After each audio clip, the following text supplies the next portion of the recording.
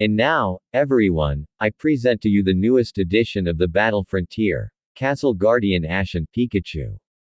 Scott announced. It was as though blood had rushed in and flooded Ash and Pikachu's ears, flooding all noise. The cheers, the yells of congratulations, they did not even feel the pats on the back. All their attention was focused on the gold symbol coin in Ash's hand. Everything was blocked off. Inside was a silent roaring victory though. Nothing they felt before compared to it. Not rival battles, not gym battles or anything else.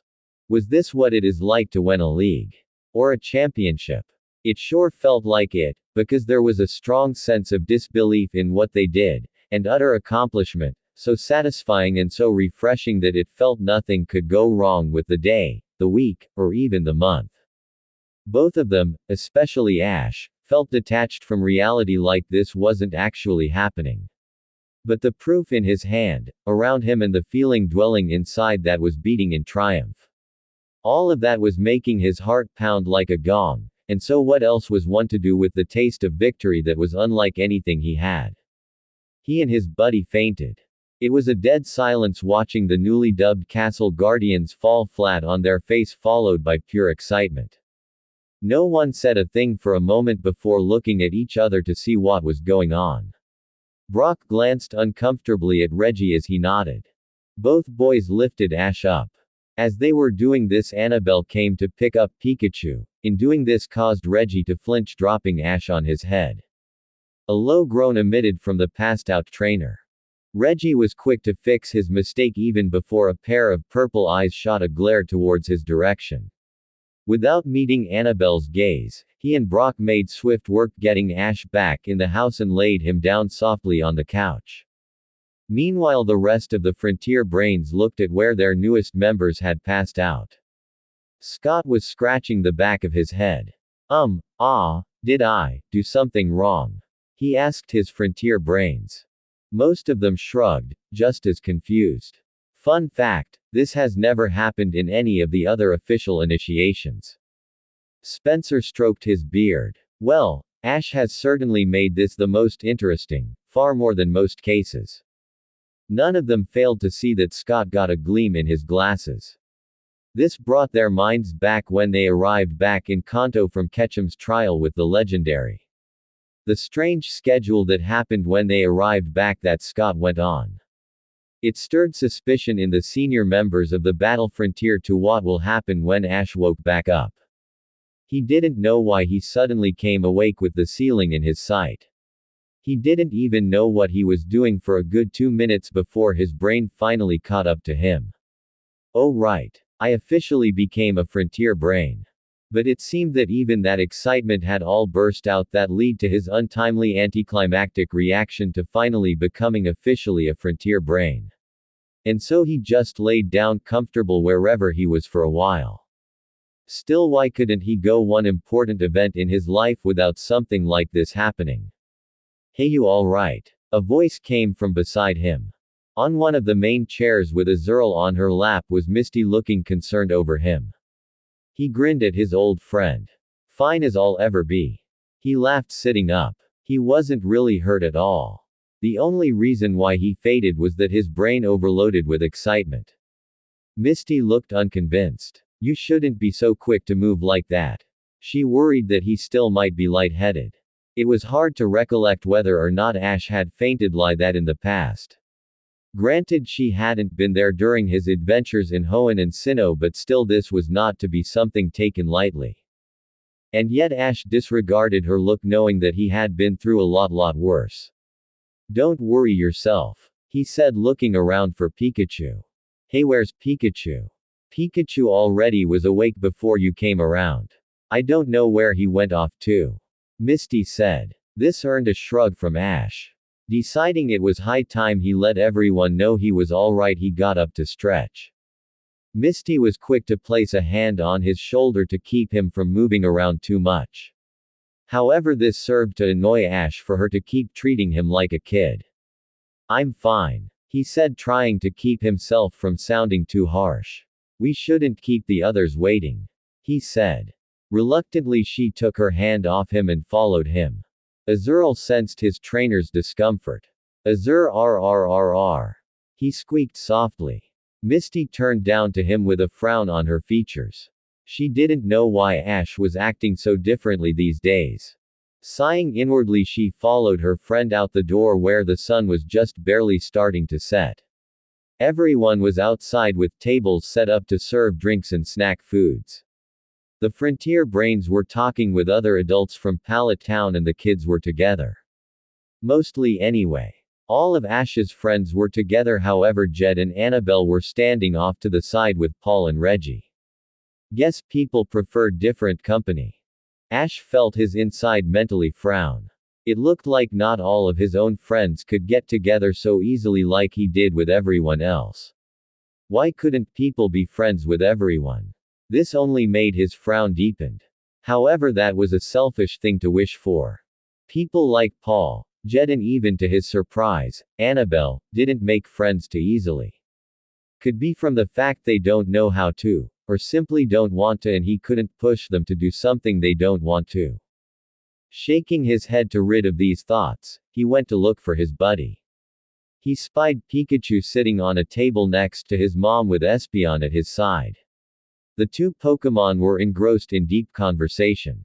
The trainer had to blink though. Was it just him or was Pikachu's cheeks extra red? Deciding it was high time to join the group, Ash disregarded all guessing and sighing, putting a huge grin on, beckoned Misty to follow him into the crowd. Brock was enjoying his time. There was food, friends and merriment all around him, and there was nothing going wrong. Surprisingly, he half suspected Team Rocket to show up soon, but no matter how much he looked around for any suspicious trio, there was nothing in sight. It looked like a good day. Sans Ash fainting like he did. Speak of the devil, it looked like the trainer finally awoke and was already getting along with the guest. Just when Brock was about to go over there, a delicate but firm hand on his shoulder stilled him in his place. Immediately the ex-gym leader was surprised without words to see the Pike Queen standing behind him. But unlike her usual confident and aloof self, she was blushing and looking away. Of course, Brock didn't understand what that meant despite of being the master of love, as he so proclaimed. Never really having a woman approach him like this, his Bishonen mode seemed to have short-circuited in this new unfamiliar scenario. Lucy ignored his behavior. Looking around for any sign of the orange-haired girl or the glasses kid, seeing neither of them, she also proceeded to remove his Pokémon's capsules, something he stuttered and blushed profusely about, before setting them on the table for safekeeping. All right. Follow me. She didn't wait for him to respond, grabbing his hand firmly and coming away from the crowd. Why? Brock just blabbed. He stumbled as Lucy pulled him along. In her mind, nothing was gonna go wrong. The Pike Queen had taken Ash's words to heart. She had made sure it was during a time where everyone else was distracted and that no Pokémon were required for this. Lastly, to take her crush to a place where no one would bother them. That would be a rather nice place nearby the walls of the Battle Castle, away from curious eyes. Finally, the Pike Queen released her steel grip and turned to him, staring deep in his squinting eyes. Her beautifully ruby eyes seemed to freeze Brock's soul. He was brain dead for a few minutes, not realizing that the formidable Frontier Brain was waging an internal battle within. Debating whether she should act on her next move. I like you, she said, trying her best to keep her voice nonchalant as possible. It took a good full second for Brock to register what she said. He stated dumbly, his mind still trying to catch up with him. Do you like me? She asked, seeing he was a little more aware of what was going on. Yeah. Now the boy was no longer in just a stupor but also a blushing, confused stupor. Lucy wasn't picky in this aspect. Good, she said, grabbing his hand back in her firm grasp before dragging him back to the party, intent of staking her claim, keeping him near and staring in his cute deer squinting eyes. And with luck, as it was on her side, hopeful get him out of his trance. As you can see, Lucy wasn't the best at this relationship stuff, but if the dense boy and dear Anabel could do it, then so could she. Max felt a strong shiver up his spine. By instinct he turned to Misty. Did you feel that? He asked her. All Misty could do was nod. There was no explanation as to why she felt that unsettling feeling that just coursed through her veins. It as though a rule in the fabric of the universe has just been ripped in two. On the other side of the party was Greta and Anabel. The arena tycoon nudged the salon maiden in the shoulder. Capturing the attention of the purple-haired girl, Greta pointed towards a smiling Lucy with a bewildered Brock. Looks like someone got lucky. She joked, causing her friend to smile at the joke. Now all we need to do is work with you. Anabel responded with a quirk of a smirk. Greta sighed, yet her fist gripped in determination.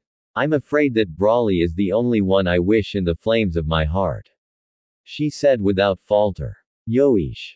Anabel nodded. Better get on it before our shift starts next week. Besides, you're stronger than him, and if he's anything like you could probably beat him and kindle the flames in his own heart.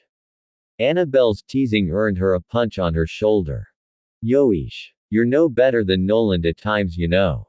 The purple-haired girl smiled. To be honest, she missed hanging out with the rest of the Frontier Brains. They were like family. Besides, she had to make it up to the girls for leaving them that one time in Sinnoh. Though that had seemed to be all but forgotten for them. When she got back to the battle tower, she needed to make plans to visit them during the season. Not only being able to talk to them but also continue her hobby as a photographer. To her shame, she had not done much anything for Ash and herself had done during their training. I wonder if Ash has any hobbies. She thought, casting a small glance at the boy in question. He was talking to Noland, who was talking about who knows what.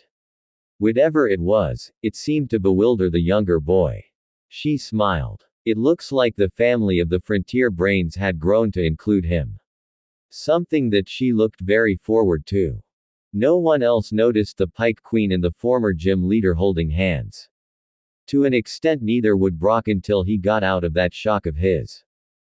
Delia watched with pride as her son joined in conversing with everyone to see if they enjoying the party. He was trying his best to act like a host. Just imagine, over just 3 months ago he was laying in bed for a slump, and now he was out and about making sure everyone was enjoying themselves rather than take care of himself. Beside his slight episode earlier, the boy got right on his feet and started to care for others' needs. She sat herself down on a nearby chair where another face from the battle frontier came near to help himself to a cracker and cheese platter. He was also looking at Ash. It's Brandon, right? Delia asked, recognizing the man as the second impromptu leader of the Frontier Brains. The man with normally stern eyes nodded. But his eyes this time were softer and happier as he looked on the crowd, his eyes looking both at the black-haired boy and the lavender-haired girl. You have raised a good boy, he said to the mother, earning a kind smile from her and a slight blush.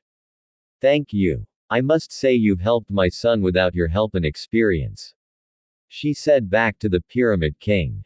He shrugged. I didn't do much. I think Scott and Anabel deserve more thanks from you. The woman smiled again. She saw that behind his rough demeanor was a kind soul. It was also almost familiar, however that was in the past. She mused. Still, you shouldn't sell yourself short. It's good to have a strong figure in this group. I guess the younger ones rely on you as sort of a father figure. Brandon took a moment before answering. I suppose you are right. A clinging noise broke their thoughts. Heads turned to see the man in the blue tropical shirt clinging a spoon to a glass. It gathered everyone's attention as heads turned towards his direction and silencing all other conversation from before. Well, everyone seems to be having a good time. I don't know why you wouldn't be having one. Free food and drinks on this hot summer day. This got a chuckle from a few. Right. Well, once again, thanks again for this small town for allowing us of the battle frontier to set up this eyesore here. No offense, Ash, and for also producing our newest member to our growing family. Scott then gestured to Ash, who blushed humbly. We hope that this building will be a symbol for future prosperity for this town and for peace between humans and Pokémon. Everyone toasted to this, the fate of this town now forever changed. However, Scott wasn't done yet. And now for something completely different. And this caught the surprise of everyone. Some of the frontier brains narrowing their eyes in suspicion. Normally once this party is completed whenever we get a frontier brain the season begins. However, this time its special is off. Only a few weeks ago we of the frontier brains have been invited to support a local tournament in Saffron City held by Sylph Company. They want to see us of the Battle Frontier to match off against each other, including some of the most prominent trainers around the region. This may be the Battle Frontier's big break. After the party, Scott's announcement really had shocked the group. Needless to say that even the senior members of the Battle Frontier were surprised as they heard of no heads-up the battle conference. In almost a few sentences, the Frontier Brains' schedule of the last week of their off time had been dedicated to the Saffron battle. It came the setting sun, swiftly and quickly. Nothing could be done except to pack up the party and set up the spare rooms for the other Frontier Brains, and Scott. However, during the time that spent wrapping up the party, a secret conversation was being told unknown to everyone. Ash, while picking up some plates, found a folded piece of paper laid suspiciously underneath the stacked plates. Now Ash knew he wasn't the sharpest tool in the shed, but finding something like this, he knew that whatever it was for him. Quickly giving the note to Pikachu to hide, he quickly headed back inside to drop the dirty dishes off and go somewhere quiet to read it. This may be my last night here. So how about we get together tonight one more time?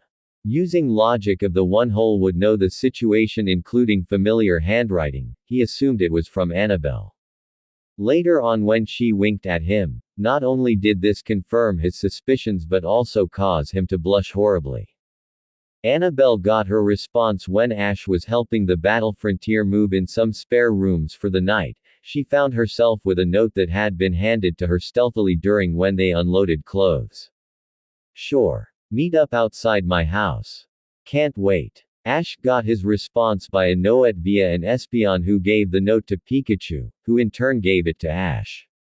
Thank you. See you tonight. Same time. A big smile was on both of their faces throughout the rest of the evening, and a certain blue-eyed someone knew something was up. She stayed quiet for now. Though no one noticed certain purple-haired young lady craft together what looked like a small picnic for two and Pokémon. The night overcame the sun, the blanket of darkness covered Pallet Town once again. And four souls stayed wide awake holding hands amidst the shadowed sky, believing they only knew. That's what they thought. Misty had secretly watched Anabel and her espion leave to the bathroom and had not come out for a while. Hey! She called out to the others. The grogginess of sleep still clung to the other girls, yet despite of their bodies' protest they came awake. What's up? Zoe asked, wiping the sleep from her eyes. Misty looked to the living room window. Anabel's missing. This caught the attention of the other girls. Where did she go? Misty shrugged and brought something else up that has been bothering her. I don't know. Also, have you noticed that Ash has been acting weird lately? The others had to think about it, some nodding, others not sure. What do you think it is? Dawn asked with an edge of worry in her voice. Misty didn't seem to know and looked outside where something might be up. In the end, they decided to head out to see what's up. Walking down the path, they noted a light coming from outside of Oak's lab. What they saw was the boys sitting around a fire together. What are you guys doing out here this late? May asked, noticing her brother outside as well. The boy's blush was hidden by the fire. No way they were going to tell them that they were in a deep discussion on what they liked in a girl. Pokémon. Barry quickly answered, saving the rest of their hides. And of course, believing boys being boys, believed them. So what's wrong? Brock asked, wondering what they were doing out here. Anabel's missing. Dawn said, looking worried. This caught the boys' attention. What's wrong? Misty shrugged. I don't know. She just upped and left with her espion. Larvesta was still in her sleeping bag. Max instantly jumped to his feet, excited at the aspect of exploring Pallet Town at night. But his sister was having none of that. Oh no, you don't. You're marching straight to bed. But, he tried to protest, yet to no avail. Nope. I don't care if you are a trainer now. It's still dangerous to be wandering out at night even with Pokémon. Besides, I know you hate staying up too late. You get cranky. May glared. Aw man. Max complained but knew his sister was right. As instructed, he headed back into Professor Oak's lab to sleep.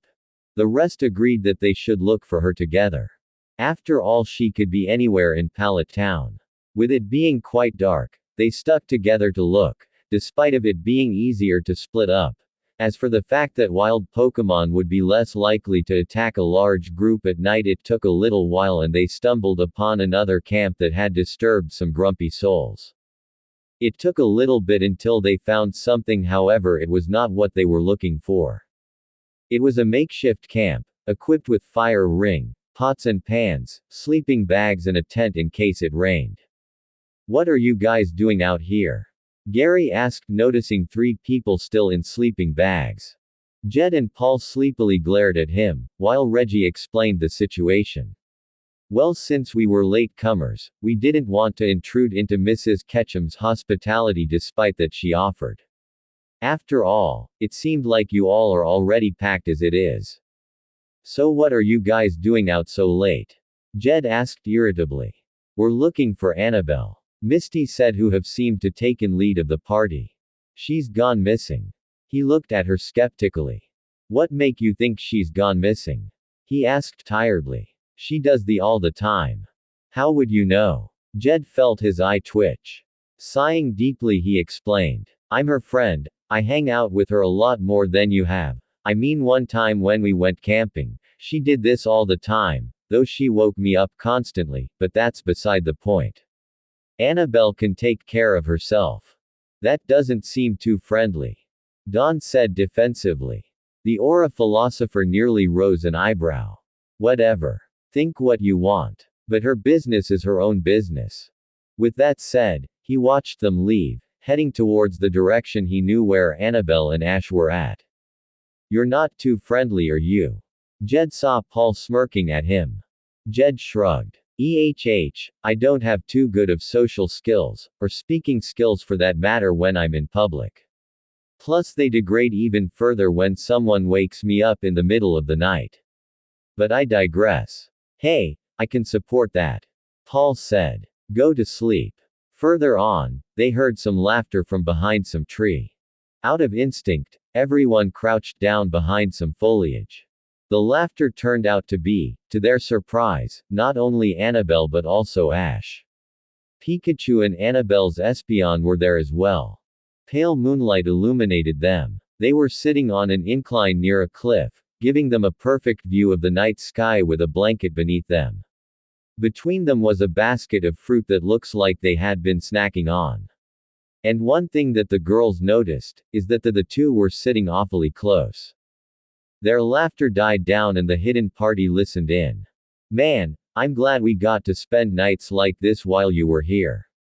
Ash said with a crinkle of happiness in his eyes. Pikachu.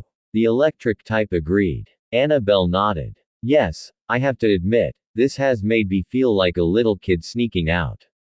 Yeah, a small frown marred the boy's features. Though I'm sad this has to end so soon.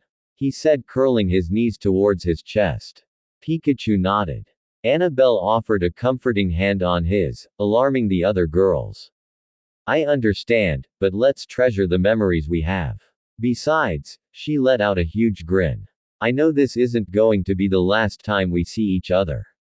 Not only are we going to see each other at the Saffron meeting, but we're also fellow Frontier brains. Espeon. Espeon said, nudging Pikachu on the cheek. The mouse Pokémon blushed, looking away, causing the humans to laugh. The Salon Maiden was right though. Ash would be able to see her, as she was only a short flight away. And vice versa. You're right. Besides, distance doesn't matter. What matters is so long as that we remember each other in our hearts. The hidden party's eyes widened. Ash grinned sheepishly, looking at Pikachu, who grinned back. But still, we probably not see each other in a week. He trailed off mysteriously. Anabel tilted her head. Ash. Was he? So, he said, now looking at her. I kinda want to do this, again. With that, he shyly leaned in and gave a soft kiss. On the lips. And to ruin the moment, a loud gasp came out from the woods.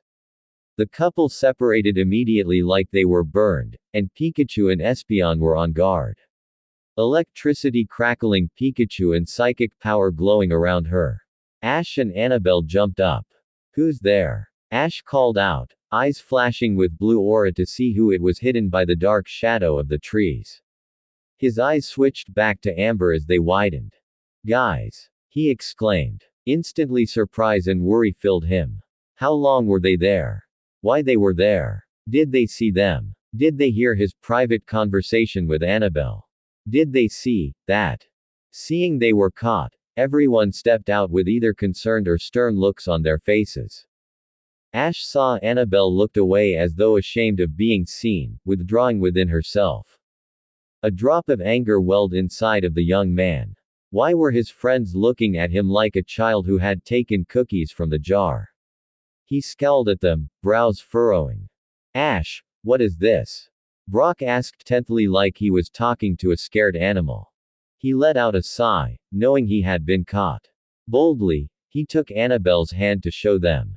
All right. I'm Annabel's boyfriend. I am her partner. Shock coursed through everyone, especially the girls. Because as some would know, they all had a small crush on him. Some more than others. You can't be serious about this. Misty said, trying not to make her voice waver. Brock nodded. Ash, I know you seem okay with this. But, I don't think you're ready for something like this. Indignation filled the young man. You could say that the depression he faced during Sinnoh that his friends didn't notice, the lack of belief in him, the loneliness he felt when everyone left him at the end of his journey, and their lack of faith in him in becoming a frontier brain, focused into frustration that finally burst out. How would you know? Ash yelled out, causing everyone to step back. Pikachu, Espeon and Anabel looked surprised by his outburst. I know I am not that smart, I know I am kinda dense. But I'm not that stupid 10-year-old anymore. He yelled even fiercer. I'm 14 years old, and I'm going to be 15 next month. You think I haven't been through trials that made me more mature? You think I spent 3 whole months finally growing not only as a trainer but as a person and not be responsible? You are my friends. Don't you have faith in me? He was angry. So very angry. He cherished his friends and it has been a very long time that he ever snapped at them. But this. Why couldn't they believe in him as a person? His voice got quiet. And he stood to his full height, looking strong and baring his teeth. They looked like I don't regret my decision to become a frontier brain. Nor do I regret my decision to be with Anabel. The reason I kept this hidden is because I know that it would hurt some of you. He looked towards the girls. I know. I figured it out only a little while ago. I cherish you all as friends, but sometimes you just don't get it. And I was tired at that. You did nothing when I was failing at Sinnoh and I know you all saw it. And no one did a dang thing. The reason I couldn't fix it is because I didn't know how. He started to shake in his frustration. But it was the battle frontier helped me overcome it. His breath came out heavy. Too heavy. He had to calm down and his shakes, otherwise he would scare them and cause damage that may not be fixed. Pausing, Ash spoke quiet in an attempt to keep his mind straight but also in desperation. Why can't you believe me? He whispered. Anabel offered a comforting hand and the Pokémon snuggled his legs. Guilt welled up in everyone. It was true for some of them. By journey and by watching his battles over the television, they noticed the battle spirit within the Pallet Town trainers slowly dwindled down. And he was right. Most of them doubted that Ash was capable of handling the responsibility that came with a big job like this. And maybe 3 months ago that would be true, but at the same time they didn't know what the young man had gone through in that time. Despite of what they wanted, Ash had changed without their influence. No longer was he a dense hot-headed 10, 11, 12, 13 and 14-year-old. Ash had grown up. Delia was right. Brock thought to himself. Yes, Ash has changed. We were clinging on to the past, while Ash went ahead to the future. Ash had turned his back to everyone. I'm sorry, I yelled. I'm not sorry of what I said though. Anabel was the first to respond, feeling his emotions. It's all right, Ash. She smiled at him, her previous embarrassment disappeared seeing how distraught Ash was. In turn, he smiled kindly. Thanks, he turned to the rest of them. You guys should go back, just, at least think about this, for me.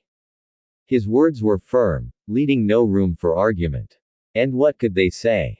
What Ash said, though hurtful, was right. This included not only Anabel and Espeon, but Pikachu as well.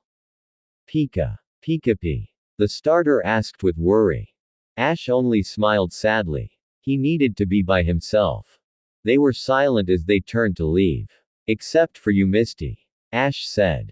Everyone stilled, and Misty turned around shocked. Anabel did too, but seeing his face, she knew this needed to be discussed. With faith she left, comforting Pikachu and Espeon in her arms. Misty stood still, frozen by uncertainty. Ash also stood and waited till everyone was well and gone before he spoke. You've had a crush on me, he stated, almost void of emotion. Misty fidgeted. Yes. Her voice weak. Ash sighed. Knowing this was going to be complicated. Why? To this he was genuinely curious. This surprised Misty. This was something she didn't think of much. Well, why not? I mean, we journeyed together for over 2 years. I mean, you're really passionate on what you do and, she trailed off. Ash rose an eyebrow. Is that it? He said bluntly. He scratched the back of his head. Never knew. I mean, you never asked, and, I always thought I kinda annoyed you because you kinda kept hitting me with that Misty hammer of yours. Why is she different? He knew that Misty meant Anabel. And he did have an answer. It was something he thought about a lot during his time with her. Well, she's a lot like me actually. Her spirit, it burns so brightly. Her passion for Pokémon is so strong, I think it even surpasses mine. His face broke into a soft grin, speaking volumes of fondness and other similar emotions. You wouldn't believe how close she is to, not only her own Pokémon but all those who live around her. She taught me a lot as well. And she didn't just teach me as a trainer either. Ash explained how Anabel taught him to be a more rounded person. Making him interact with different people and to introduce him on the community. She taught him business and dealing with difficult situations that couldn't be solved by Pokémon battles. She's a great teacher, and has so much patience with me, despite of my denseness. Now his face twisted into a frown, sadness of his previous experience. She was there for me, when I was at my lowest. I can't thank her enough for bringing me up from that darkness I was in. And because of that, she reached my heart. Anabel, he paused, erasing the sad look on him. She understands me. In a way of an equal, a fellow trainer, but who is not a rival. Someone who wants to see me grow as a person and, because of that, I learned what's it like to like a girl and she was the one who showed me, so naturally, I choose her. She came to me about it. He paused, a hand on his heart and spoke quietly. I don't know if what I feel is love. I think I am still too young to understand what love is, but I know what I feel for her is different from what I feel for other people. I mean, everyone has a place in my heart, all equal. It's just that she has a different piece of my heart. He clutched the area around his heart tighter. He looked directly in her eyes, and Misty was tempted to turn away. Those amber orbs, they were too intense, too fierce. It seemed to burn into her very soul and they shined with something that was never there before. They were fuller, rounded with more life. A sad frown showed on her face when Ash stepped closer. Maybe, he said, thinking hard and choosing his words carefully. In another time maybe you and I would be together, but I think that would have to be in a different circumstance, but, I see you as an older sister, who took care of me, and while we may have not agreed on everything, but we still managed to stick together. Besides, I don't think I'll make good boyfriend material for ya. Ash said with a big bright grin. Misty finally smiled slightly. Ash kept going on. We're both hot-headed, and we're both too stubborn.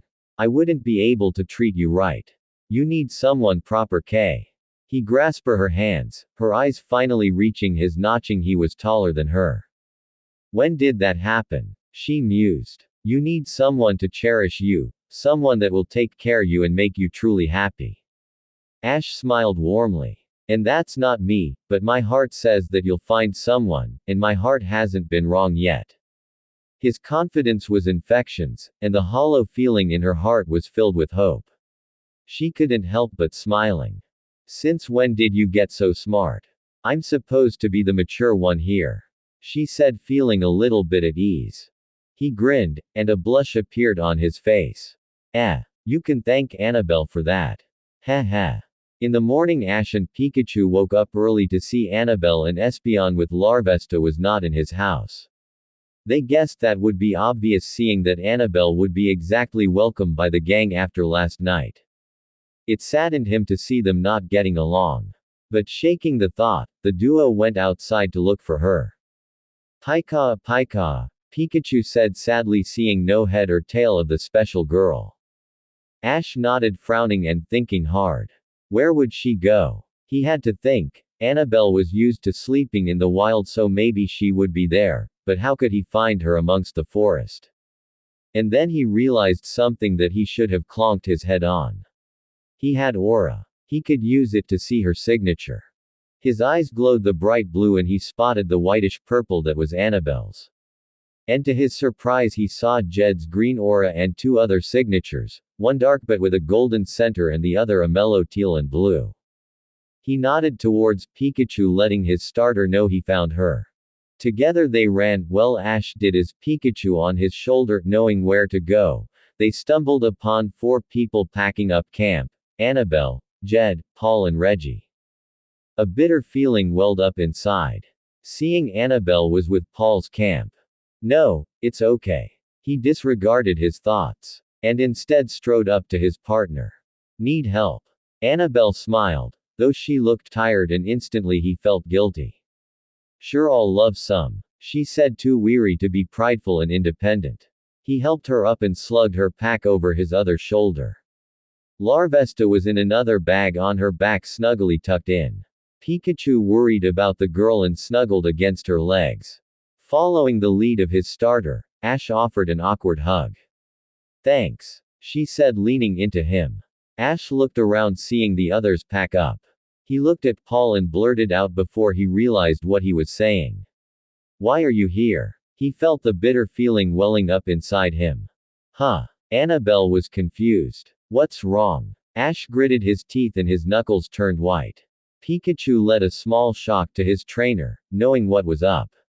I'm jealous that you decided to stay at Paul's camp instead of my room, he said, rubbing his arm awkwardly. Well then, I see. Anabel understood and picked words carefully.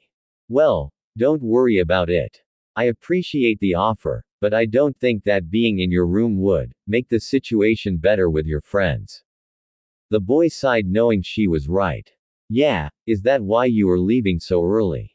Anabel nodded, dejected as half of her felt like she was running from a challenge, but at the same time, some conflicts shouldn't be tackled head on. Time and caution would solve this. That was really the only thing she could do. Ash saw the look on her face and felt bad for her and his friends. It hurts to see that 2 very important factors of his life couldn't seem to get along. I feel bad that I'm leaving you like this, but I just don't know what to do, Anabel admitted. Hey. Ash reached to her face and held it in his hands. It was an uncharacteristic, affectionate gesture, one that sent a gentle blush across the salon maiden's face.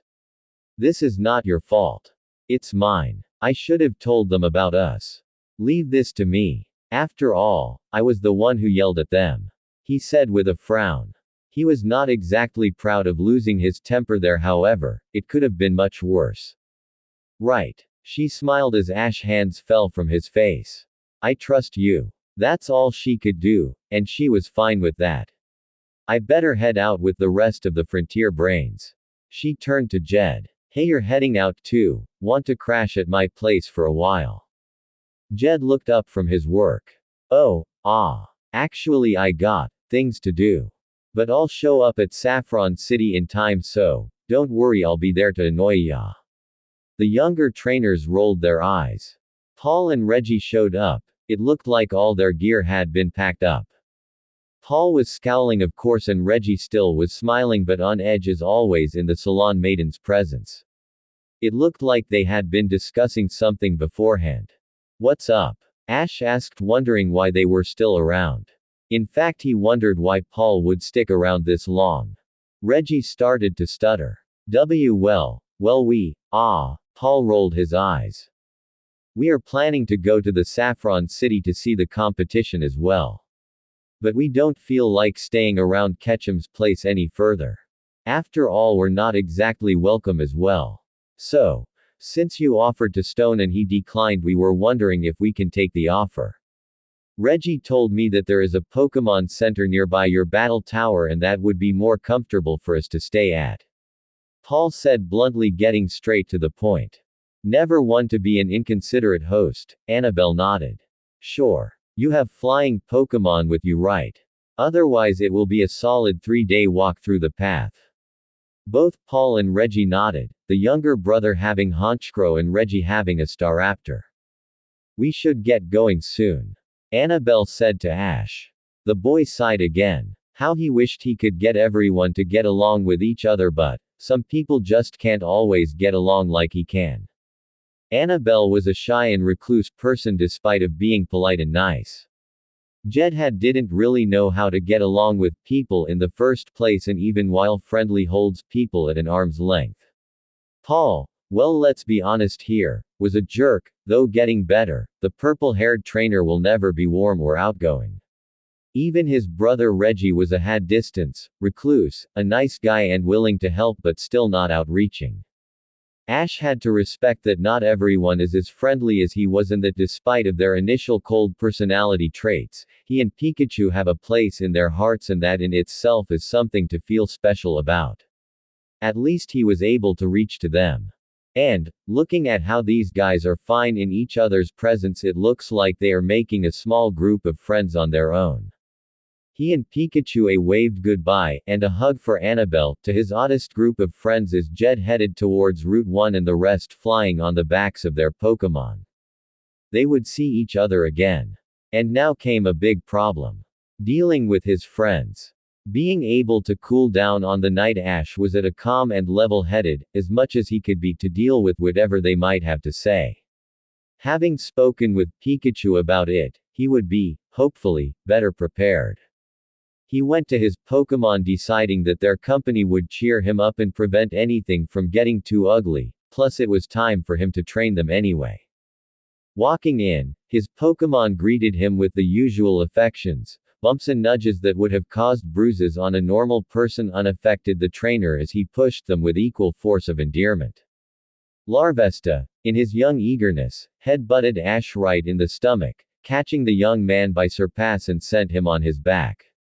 It was times like this that Ash understood Anabel's preference to the company of Pokémon over people. However, Ash needed people in his life. And he was going to try his earnest to keep his friends to see his side of the argument. It took an hour for some of them to find him. Mainly those who were really close to him. Brock, May, and Dawn. He figured that Misty needed to be alone in her thoughts, and Zoe, Barry and Tracy were still people he wasn't bestest of friends, and he probably scared them with his uncharacteristic outburst last night. Ash was sitting near on his Torterra, soft grass cushioning him despite of the hard shell. He sat legs crisscross, leaning forward in anticipation for what might come next. For the next few moments, the trainer and his companions. It was hard to judge the emotions going behind his friend's eyes. Ture-intha-Blue. The grass-ground type Pokémon breaking the silence. So, Ash started off trying to get something started. The others looked down to their feet, Embarrassed, even the older Brock looked away, finding it difficult to make eye contact. However, the older friend was the first to speak up. We're sorry, Ash. Brock said a moment later. To his side, Dawn and May nodded. Yeah, it was wrong for us to intrude with you and Anabel, May said. Dawn agreed, still too shy to speak. Yeah, but I should have told guys from the start. I was too scared though to tell you guys about my relationship. I didn't know how you would react. Ash admitted to his ignorance. Yeah, but our reactions to you becoming a frontier brain didn't help that either, Brock said. And I guess we didn't really see it. Dawn finally spoke. I guess that is expected. We didn't exactly support you properly. Ash gave a small smile. Thank you. I know I should have told you guys what I was going to do before I joined the battle frontier. But I was scared, and I guess what I didn't act on came to bite me later anyway. We're both at fault here. So if there is anyone to get angry at me. Not Anabel. Ash said, his voice unwavering. And through what he said, he had forgiven his friends and understood why they reacted that way last night. It showed to the group that Ash had truly grown in more ways than one.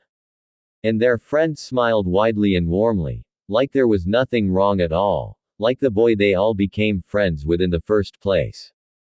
It took a little time, but in the span of a week Ash slowly reformed his bonds to everyone, under the condition they treat him as an older teenager and now a young man with responsibility. It took time to explain things and get over the initial awkwardness of having several girls getting over their crushes on him. In the end they figured that the crush didn't stem from love that nearly every girl think a crush stands for, just from the fact he was a boy around their age who was a constant factor in their lives. Infatuation more than anything.